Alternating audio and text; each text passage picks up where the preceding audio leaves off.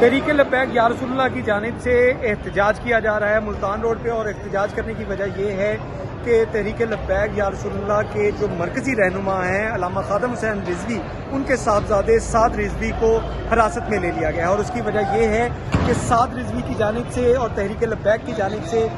20 April کو ایک long march کا جو ہے کال دی گئی تھی، اور اسی لانگ مارچ کی کال کے حوالے سے اس وقت جو ہے ان کو حراست میں لیا گیا، اور اس کے بعد کارکنوں میں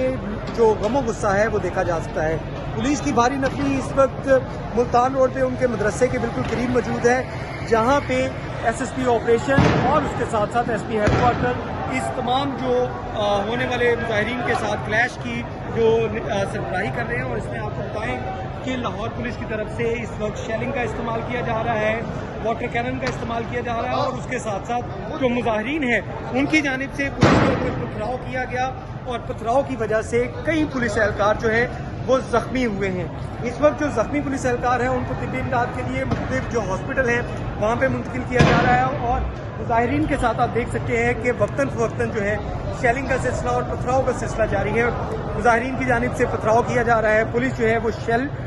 شیلنگ کر رہی ہے، اور واٹر کینن کو بھی یہاں پہ بلایا گیا ہے۔ واٹر کینن آپ دیکھ سکتے ہیں کہ یہاں پہ بلا لی گئی ہے، اور اس کی جانب سے جو مظاہرین کو منتشر کرنے کے لیے اقدامات کیے شیلنگ کر رہی ہے، اور واٹر کینن کو بھی یہاں پہ بلایا گیا ہے۔ واٹر کینن آپ دیکھ سکتے ہیں کہ یہاں پہ بلا لی گئی ہے، اور اس کی جانب سے جو مظاہرین کو منتشر کرنے کے لیے اقدامات کیے جا رہے ہیں۔ دوسری جانب آپ کو بتائیں کہ پولیس نے تمام ایریے کو کارڈن آف کر لیا ہے، اور پولیس حکام کا کہنا ہے